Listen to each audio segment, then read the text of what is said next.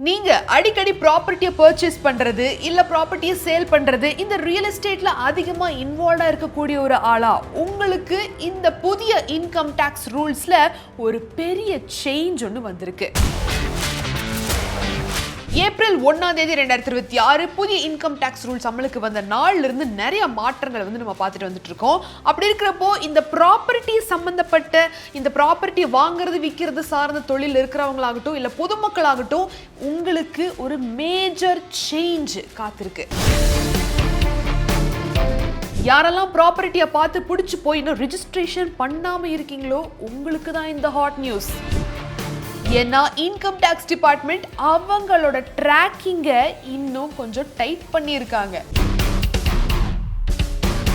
Stamp duty, registration, pan card எந்த மாதிரியான limitations இருக்கு, அரசாங்கம் எதெல்லாம் இனி ட்ராக் பண்ண போறாங்க, நீங்க ப்ராப்பர்ட்டி வாங்குறப்போ எதையெல்லாம் கவனமா வச்சுக்கணும் அப்படிங்கிற எல்லா விவரத்தையும் இந்த புதிய இன்கம் டாக்ஸ் ரூல்ஸ்ல ப்ராப்பர்ட்டியோட பர்ச்சேஸ் அண்ட் சேல்ஸ்ல வந்திருக்கக்கூடிய புது லிமிட்டை வீடியோ கடைசி வரைக்கும் பார்த்து தெளிவா தெரிஞ்சுக்கோங்க. Welcome to boss Wala Tamil. நான் உங்க மேகலா கண்ணன்.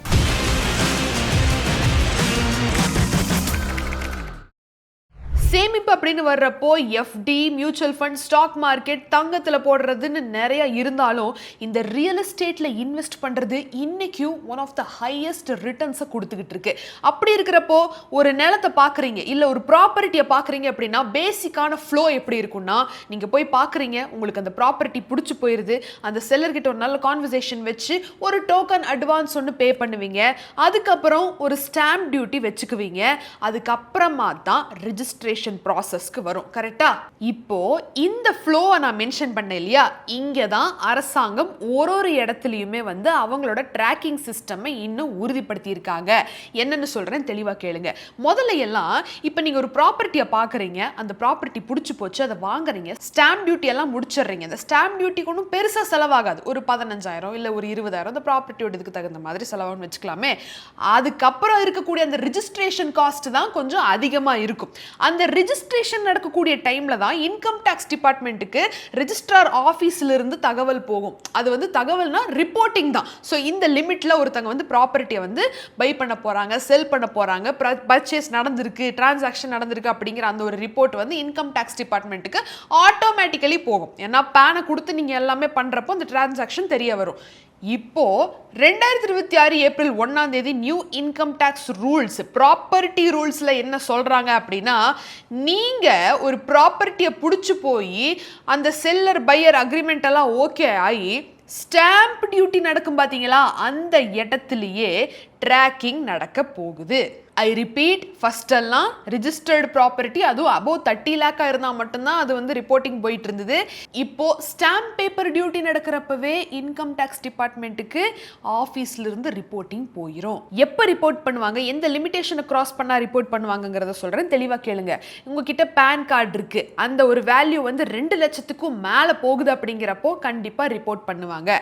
உங்ககிட்ட பேன் கார்டு இல்லை ஆனால் அதோட வேல்யூ 1 லட்சத்துக்கு மேல் இருக்கு அப்படிங்கிறப்போ ரிப்போர்ட் பண்ணுவாங்க. ஆக மொத்தத்துல ரிப்போர்ட் பண்ணுவாங்க. யாருப்பா ரிப்போர்ட் பண்ணுவா அப்படின்னு நீங்க நினைக்கலாம். Stock holding corporation of India limited income tax டிபார்ட்மெண்ட்டுக்கு இந்த தகவலை சொல்லுவாங்க. இன்கம் டாக்ஸ் டிபார்ட்மெண்ட் உங்களோட ஐடிஆரை பார்த்து கிராஸ் வெரிஃபை பண்ணி இந்த ஒரு பர்ச்சேஸுக்கு தகுந்தாப்புல ரிட்டர்ன்ஸ் இருக்குதா, அதெல்லாம் நீட்டா கணக்கு கொடுத்துருக்காங்களா அப்படிங்கறத கிராஸ் வெரிஃபை பண்ணுவாங்க. ஒருவேளை அது ஒத்து வரல, இந்த பணத்துக்கு கணக்கே காமிக்கல அப்படின்னு தெரிய வந்ததுன்னா மட்டும்தான் உங்க வீட்டுக்கு நோட்டீஸ் வரும். அதுக்கு நீங்க பதில் சொல்லி ஆகணும். உங்களுக்கு இன்னும் கிளியரா புரிய வைக்கிறதுக்கு ஒரு எக்ஸாம்பிள் சொல்றேன், கேளுங்க. ராம் அப்படிங்கிற ஒரு கேரக்டர் ஒரு நிலத்தை பார்த்து பிடிச்சி போச்சு, 15 லட்சம் ரூபாய்க்கான மதிப்புள்ள ஒரு லேண்ட்.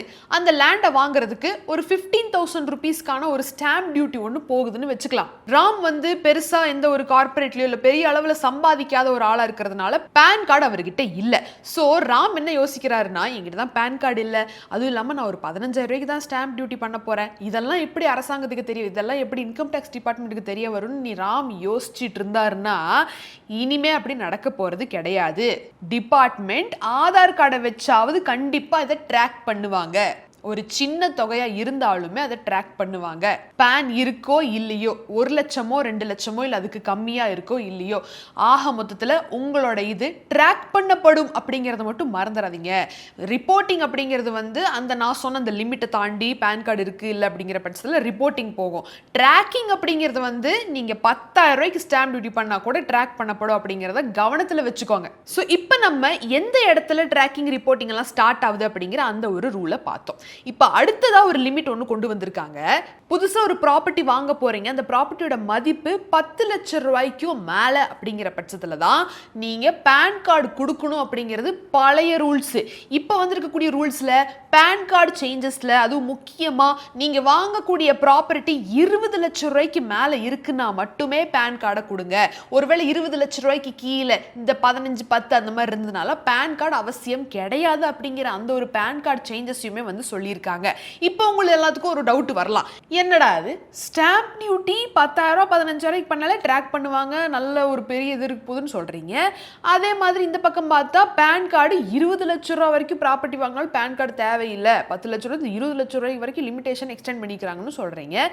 ஏதோ இடிக்குதே, ஏதோ புரிய மாட்டேங்குதே. அரசாங்கம் என்னமோ நம்மள ரொம்ப டைட்டா ட்ராக் பண்ற மாதிரி இருக்கு, ஆனா இந்த மாதிரி எல்லாம் விஷயத்தை பார்த்தா ரிலாக்ஸேஷன் கொடுக்குற மாதிரி இருக்கே அப்படின்னு நீங்க யோசிச்சீங்கன்னா, இந்த இடத்துல அரசாங்கத்தோட நோக்கம் என்னன்னு பார்த்தீங்கன்னா, ஒரு சின்ன மீனை ரிலாக்ஸாக விட்டுட்டு பெரிய மீனை பிடிக்கிறது தான் இவங்களோட அந்த ஒரு நோக்கமே.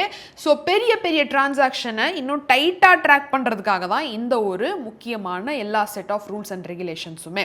ஸோ சின்ன சின்ன டிரான்சாக்ஷனுக்கு அவங்களுக்கு கண்டிப்பாக அந்த ஒரு ஹேண்ட்லிங் கெப்பாசிட்டி ஆர் மேபி அவங்க ஐடிஆர் ஃபைல் பண்ணியிருக்காங்க அப்படின்னா ஈஸியாக நீங்கள் வந்து இனிமேல் உங்களோட டிரான்சாக்ஷனை ப்ராசஸ் பண்ணிக்கலாம். அதுவே பெரிய புலிகள், நல்ல பெரிய டிரான்சாக்ஷனில் ப்ராப்பர்ட்டி வாங்குறவங்க பண்ணுறவங்க எல்லாருமே இருக்கிறீங்க, உங்களுக்கு தான் இந்த ஒரு முக்கியமான set of tracking rules and regulations எல்லாமே. இப்போ அடுத்த மாற்றம், ரிப்போர்ட்டிங் லிமிட் ஒன்று இருக்கு. That is according to statement of financial transaction, SFT அப்படின்னு சொல்லுவாங்க. ஸோ இவங்க என்ன பண்ணுவாங்கன்னா, உங்களோட ப்ராப்பர்ட்டி வேல்யூவை பொறுத்து ரிப்போர்ட்டிங் பண்ணுவாங்க. அண்ட் இங்கேயுமே பார்த்தீங்கன்னா இந்த ரெஜிஸ்ட்ரேஷன் டைமில் ரிப்போர்ட்டிங் நடக்கும் அப்படின்னு நான் ஒரு விஷயம் இன்ட்ரோல சொல்லியிருந்தேன் இல்லையா, இதுதான். இப்போ இந்த ரிப்போர்ட்டிங்கையுமே வந்து ரிலாக்ஸேஷன் பண்ணியிருக்காங்க. எப்படின்னு சொல்கிற கேளுங்க. இப்போ நீங்கள் ப்ராப்பர்ட்டி வாங்குறீங்க, அந்த ப்ராப்பர்ட்டியோட மதிப்பு வந்து 30 லட்சம் ரூபாய்க்கு மேலே இருக்குது அப்படின்னா ரெஜிஸ்ட்ரார் ஆஃபீஸ்லேருந்து நீங்கள் ரெஜிஸ்ட்ரேஷன் பண்ணுற டைம்லேயே வந்து ரிப்போர்ட்டிங் போயிடும் இன்கம் டேக்ஸ் டிபார்ட்மெண்ட்டுக்கு. இப்போ வந்திருக்கக்கூடிய புதிய ரூல்ஸ் அண்ட் ரெகுலேஷன்ஸில் 30 லட்சம் இல்லை 45 லட்சத்துக்கு மேலே போச்சுன்னா, ப்ராப்பர்ட்டியோட வேல்யூ 45 லட்சத்துக்கு மேலே போச்சுன்னா மட்டுமே SFT இன்கம் டேக்ஸ் டிபார்ட்மெண்ட்டுக்கு ரிப்போர்ட்டிங் பண்ணுவாங்க. அதுக்கு கீழே இருக்குது அப்படின்னா பண்ண மாட்டாங்க, ட்ராக் பண்ணி வேணா வைப்பாங்க. உங்களுக்கு இன்னும் ஈஸியாக புரியணும்னா ஒரு எக்ஸாம்பிள் சொல்கிறேன் கேளுங்க. நீங்கள் ஸ்கூலில் படிச்சுட்டு இருக்கும்போது கிளாஸ் லீடராக இருந்திருப்பீங்க. அந்த கிளாஸில் யாரெல்லாம் பேசுகிறாங்களோ அவங்களோட பேரெல்லாம் போர்டில் நேம்ஸ் போட்டு எழுதி வைக்க சொல்லி டீச்சர் சொல்லிட்டு வெளியில் போயிருப்பாங்க. இப்போ டீச்சர் தான் கவர்மெண்ட்னு வச்சுக்குவோம். இப்போ இங்கே இருக்கக்கூடிய ரெஜிஸ்ட்ரார்ஸ் தான் வந்து கிளாஸ் லீடர். இங்கே இருக்கக்கூடியவங்கலாம் பொதுமக்கள், ப்ராப்பர்ட்டி வாங்குறவங்க, அந்த பசங்கள்லாம். இப்போது அந்த பசங்கள்லேயே இந்த பெண்ணு வாங்குறதுக்காக பேசுறது, எப்பா பெண்ணு கொடுப்பா அப்படின்னு கேட்டாலே பேர் எழுதி வைக்கக்கூடிய கிளாஸ் லீடர் எல்லாம் இருந்தானுங்க இல்லையா, இந்த மாதிரி ரிலாக்ஸேஷனை கட்டுப்படுத்திட்டு ஒரு 2-3 பேர் இருக்கானுங்க, அவனுங்க வாயே ஓட்ட மாட்டானுங்க. நீ திரும்பி போர்டில் எழுதுற நேரத்தில் அவனுங்க குசு குசுன்னு பேசி விட்டுருவானுங்க. நீ அவனுங்களை நல்லா கவனி. இந்த பெண்ணு கொடுக்கறது வாங்குறது உனக்கே தெரியும், எவெல்லாம் சின்ன பீஸு எவெல்லாம் பெரிய பீஸு அப்படின்னு. பெரிய பீஸை நல்லா கவனி, அவனை கவனிக்கிறதுல மட்டும் ஃபோக்கஸ் இருக்கட்டும் அப்படின்னு சொல்லிட்டு டீச்சர் போயிருப்பாங்க. இவன் முழுக்க முழுக்க அவனே கவனிப்பான். சின்ன சின்ன பசங்க இருக்கிறது எல்லாத்தையும் ஷூன்னு வான் பண்ணி விட்டுருவான். இப்போ இந்த ஷூன்னு வான் பண்ணி விடுறான் இல்லையா, அவன்லாம் சின்ன மீன். அவனுக்கு ஒரு வார்னிங் அப்படிங்கிற அந்த ட்ராக்கிங் பேர்ல வச்சோம்னா அவன் கண்ட்ரோல்ல இருப்பான். அந்த பெரிய பையனுக்கு கண்காணிப்பு தேவைப்படுது. ஸோ இந்த ரூல்ஸை ரிலாக்ஸேஷன் பண்ணி அவனை பிடிக்கத்தான் இந்த ஒரு வலை அப்படிங்கிறது மாதிரி நான் உங்களுக்கு ஒரு எக்ஸாம்பிளை சொல்ல ட்ரை பண்ணியிருக்கேன். உங்களுக்கு புரிஞ்சிருக்கும்னு நான் நினைக்கிறேன். ஸோ இப்போ அடுத்தபடியான ரூல்ஸ் என்னன்னு பார்த்தீங்கன்னா, இதை நான் ஆல்ரெடி நிறைய இடத்துல நான் வந்து இதை இந்த ஒரு புதிய சேஞ்சை வந்து நான் சொல்லிட்டேன், ஷார்ட்ஸ்லையும் வீடியோஸ்லையும் சொல்லிட்டேன். மறுபடியும் சொல்கிறேன், ப்ராப்பர்ட்டி வாங்குறப்போ கேஷ் லிமிட் இருக்குப்பா. நீங்கள் இப்போ ப்ராப்பர்ட்டி பார்க்குறீங்க, பிடிச்சி போச்சு அப்படிங்கிறீங்க, அந்த ஒரு ப்ராப்பர்ட்டியை டோக்கன் அட்வான்ஸ் கொடுத்து நம்ம வந்து லாக் பண்ணிக்கலாம் அப்படின்னு நினைக்கிறப்போ தயவு செஞ்சு 20,000 ரூபாய்க்கு மேலே கேஷ் கொடுக்காதீங்க. ஸோ அது நம்ம நல்லதுக்கு தான். 20,000 ரூபாய்க்கு மேலே நீங்கள் கேஷ் ஒரு 30,000 40,000 கொடுத்து அந்த ப்ராப்பர்ட்டி லாக் பண்ணுறதுக்காக கேஷில் பே பண்ணிட்டீங்க அப்படின்னா 100% பெனால்ட்டி கட்ட வேண்டியிருக்கும். 40,000 ரூபா கேஷுக்கு 40,000 ரூபா பெனால்ட்டி கட்ட வேண்டியிருக்கும். ஞாபகம் வச்சுக்கோங்க. 20,000 ரூபா வரைக்கும் கேஷில் கொடுங்க, மீதி அமௌண்ட்டை ஃபோன்பேலையோ இல்லை பேங்க் டிரான்ஸ்ஃபரோ டிஜிட்டலாக தான் நீங்கள் பண்ண வேண்டியிருக்கும். ரொம்ப ஸ்ட்ரிக்டான ரூல்ஸ் இது வெறும் கொடுக்குறவங்களுக்கு மட்டும் இல்லை, வாங்குறவங்களும் தான். நீங்கள் யார் செல்லராக இருக்கிறீங்களா, நீங்களும் அவங்க கேஷ் கொடுத்தாங்கன்னா வாங்கிடாதீங்க, அது உங்களுக்கும் பொருந்தும். இப்போ உங்களுக்கு இந்த ட்ராக்கிங் எப்படி ஒர்க் ஆகுது அப்படிங்கிறதையும் நான் சொல்கிறேன். எந்த மாதிரியான ட்ராக்கிங் பண்ணுவாங்க, இது சுலபம் கிடையாது. இவர் ஒரு இவ்வளோ பெரிய பாப்புலேஷன் உள்ள கண்ட்ரியில் இது எல்லாமே ஈஸி தானா அப்படின்னு நீங்கள் நினைக்கலாம். இப்போ பாருங்க எந்த மாதிரி ட்ராக்கிங் நடக்கும் அப்படின்னா, all high value transaction are reported through statement of financial transaction. ஒவ்வொரு வருஷமும் மே 31 தான் டெட்லைன். எல்லா ரிஜிஸ்ட்ரார்ஸும் இன்கம் டேக்ஸ் டிபார்ட்மெண்ட்டுக்கு அந்த ரெக்கார்ட்ஸ் எல்லாத்தையுமே ரிப்போர்ட் பண்ணி ஆகணும். ஸோ மே 31 தான் டெட்லைன். திருப்பி ஸ்ட்ரெஸ்ஃபுல்லாக சொல்கிறேன், மே 31 தான் டெட்லைன். இந்த ஒரு ரிப்போர்ட்டிங் டேட்டால என்னென்ன அடங்கியிருக்கும் அப்படின்னு பார்த்தீங்கன்னா, AIS TIS, அதாவது ஆனுவல் இன்ஃபர்மேஷன் ஸ்டேட்மெண்ட்டும் டாக்ஸ் பேயரோட இன்ஃபர்மேஷன் சம்மரியும் இருக்க போகுது. ஸோ இங்கே நம்ம அடுத்த முக்கியமான ஒரு பகுதிக்கு வருவோம். ப்ராப்பர்ட்டி டேக்ஸில் ஏதாவது மாற்றம் வந்திருக்கா, இல்லை என்ன அப்டேட் அப்படிங்கிறது ஒரு குயிக் அப்டேட் ஒன்று நான் கொடுத்துட்டு போயிடுறேன். இப்போ ப்ராப்பர்ட்டி விற்கிறாங்க இல்லையா, அவங்க தான் டேக்ஸ் கட்டணும். ப்ராப்பர்ட்டி வாங்குறவங்க கிடையாது. வாங்குறவங்களுக்கும் அந்த ITR ஃபைலிங்கெல்லாம் இருக்கும். ஆனால் டேக்ஸ் யாருக்கு இம்ப்ளை ஆகுதுன்னு பார்த்தீங்கன்னா, ப்ராப்பர்ட்டியை விற்கிறவங்க. ஃபார் எக்ஸாம்பிள் 10 லட்சம் ரூபா மதிப்புள்ள அந்த ஒரு ப்ராப்பர்ட்டி, மதிப்புள்ள அப்படின்னா அந்த ஒரு பர்சன் செல்லர் ப்ராப்பர்ட்டி வாங்குறப்போ 10 லட்ச ரூபா கொடுத்து வாங்கின ப்ராப்பர்ட்டியை ஒரு வருஷத்துலையோ 2 வருஷத்துலையோ 12 லட்சம் ரூபாய்க்கு விற்கிறாரு அப்படின்னா அந்த 2 லட்சம் ரூபாய்க்கு டேக்ஸ் கட்டணும். அதுக்குமே கேபிட்டல் கெயின்ஸ் டேர்ம்ஸ் இருக்குது. ஒருவேளை ப்ராப்பர்ட்டி வாங்கி 2 வருஷத்துக்கு உள்ளேயே நீங்க வித்துட்டீங்க அப்படின்னா உங்களுக்கு இந்த ஷார்ட் டேர்ம்ல ஸ்லாப்ல என்ன பெர்சன்டேஜ் இருக்கோ அது அந்த டாக்ஸ் உங்களுக்கு அப்ளை ஆகும். ஒருவேளை நீங்க 24 மாதங்களுக்கு அப்புறம் 2 வருஷத்துக்கு அப்புறமேல் நீங்க ப்ராப்பர்ட்டியை சேல் பண்றீங்க அப்படின்னா லாங் டேர்ம் ஸ்லாப்ல அரௌண்ட் 12.5% வரைக்கும் டாக்ஸ் இம்ப்ளை ஆகும். இது ப்ராப்பர்ட்டி விற்கிறவங்களுக்கு. இப்போ ப்ராப்பர்ட்டி வாங்குறவங்களுக்கு என்ன இம்ப்ளை ஆகும் அப்படிங்கறத சொல்றேன் கேளுங்க. நீங்க நீட்டா உங்களோட சேலரி, லோனு, கிஃப்ட் எங்கெல்லாம் நீங்க வாங்குனீங்க கொடுத்தீங்க, இது எல்லாத்தையுமே நீட்டா ITRல டாலி பண்ணி ஆகணும்.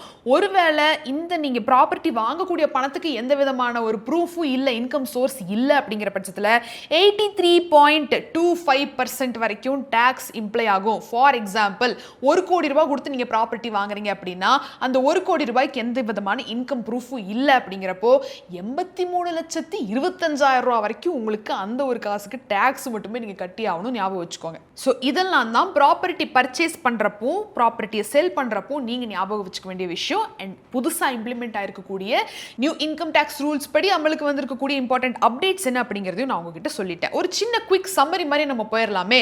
ஞாபகம் வச்சுக்கோங்க, இனி அந்த ஃப்ளோ ஆஃப் ப்ராப்பர்ட்டி பர்ச்சேசிங்ல ஸ்டாம்ப் டியூட்டி நடக்கிறப்பவே ட்ராக்கிங் ஆரம்பிச்சிரும். பேன் கார்டு இருந்தாலும் சரி இல்லைனாலும் சரி ரிப்போர்ட்டிங் நடக்கும், ட்ராக்கிங்கும் நடக்கும். ரெண்டாவதா 30 லட்சம் ரூபாய்க்கு மேல உள்ள ப்ராப்பர்ட்டியை தான் ரெஜிஸ்ட்ரார்ஸ் இன்கம் டேக்ஸ் டிபார்ட்மெண்ட்டுக்கு ரிப்போர்ட் பண்ணிட்டு இருந்தாங்க. இனிமே அந்த லிமிட்டை இன்க்ரீஸ் பண்ணியிருக்காங்க. 45 லட்சத்துக்கு மேல போனா தான் அந்த ஒரு ரிப்போர்ட்டிங் ஃபார்முலா போகும். அண்ட் எல்லா ரெஜிஸ்ட்ரார்ஸும் வருஷத்துக்கு ஒரு தடவையாவது மே 31 அவங்க அந்த ஒரு ரிப்போர்ட்டிங் எல்லாத்தையும் பண்ணி ஆகணும். அதுக்கப்புறம் கேஷ்ல நீங்க ப்ராப்பர்ட்டியை டோக்கன் அட்வான்ஸ் கொடுத்து ஏதாவது ஒரு இது பண்ணிக்கிறீங்க அப்படிங்கிறப்போ 20,000 ரூபாய்க்கு மேல கேஷ் கொடுக்கிற மாதிரி இல்லை. அண்ட் உங்களுக்கான பேன் லிமிட்டையும் கொஞ்சம் ரிலாக்ஸ் பண்ணியிருக்கிறாங்க. 10 லட்சம் ரூபாய்க்கு மேல போச்சு அப்படின்னா ப்ராப்பர்ட்டியோட வேல்யூ பேன் கண்டிப்பா அவசியம்னு சொல்லிட்டு இருந்த அந்த ஒரு ரூல் போய் இப்போ 20 லட்சம் ரூபாய்க்கு மேல போச்சு அப்படின்னா ப்ராப்பர்ட்டி வேல்யூ, அப்பதான் உங்களுக்கு பேன் தேவைப்படும். அதுக்குள்ள பேன் தேவைப்படாது அப்படிங்கிறதையும் சொல்லியிருக்காங்க. ஸோ இன்னைக்கு வீடியோல இப்போ நான் சொன்ன இந்த எல்லா டீடைல்ஸ், எல்லா அப்டேட்டையும் ரொம்ப டீடைல்டா நீங்க தெரிஞ்சுக்கிட்டு இருந்திருப்பீங்க அப்படின்னு நான் நம்புறேன். என்ன ஆனாலும் உங்க வரவுக்கும் செலவுக்கும் நீங்க கட்டக்கூடிய டாக்ஸுக்கும் 3க்கும் எந்த விதமான ஒரு ஏத்தி இறக்கமும் இல்லை, நீட்டா எல்லாம் டேலி ஆயிருக்கு அப்படிங்கிற பட்சத்தில் நீங்க பயப்பட வேண்டியது இல்லை. இந்த எல்லா விதமான ஒரு நோட்டீஸ் வர்றது, வார்னிங் வர்றது, இது எல்லாமே உங்களோட இன்கமுக்கு சோர்ஸ் சரியா இல்லைன்னா மட்டும்தான். ட்ராக்கிங் நடக்கட்டும், ரிப்போர்ட்டிங் நடக்கட்டும், நோட்டீஸ் வரட்டும், எல்லாத்துக்கும் நீங்க ஜஸ்டிஸ் பண்ணியிருக்கிறீங்க அப்படின்னா எந்த விதமான பயமும் நீங்க பட தேவையில்லை. ஸோ இன்னைக்கு வீடியோ உங்களுக்கு இன்ஃபர்மேட்டிவா பிடிச்சிருக்குன்னு நான் நம்புறேன். நிறைய பேர்த்துக்கிட்ட ஷேர் பண்ணுங்க. எஸ்பெஷலி ரியல் எஸ்டேட்ல நிறைய இன்வால்வ்டா இருக்கிறவங்க கிட்ட இந்த ஒரு வீடியோ கண்டிப்பா ஷேர் பண்ணுங்க. மீண்டும் ஒரு சுவாரஸ்யமான பகுதியில் நான் உங்களை சந்திக்கிறேன். Until then, Megala Karan signing off. நன்றி, வணக்கம். பிராண்ட் பார்ட்னர்ஷிப் மற்றும் அட்வர்டைசிங் என்குயரிஸ்க்கு brand@bosswala.com என்ற இமெயில் ஐடிக்கோ அல்லது 9108014192 என்ற வாட்ஸ்அப் எண்ணை தொடர்பு கொள்ளலாம். Bosswala, be the boss.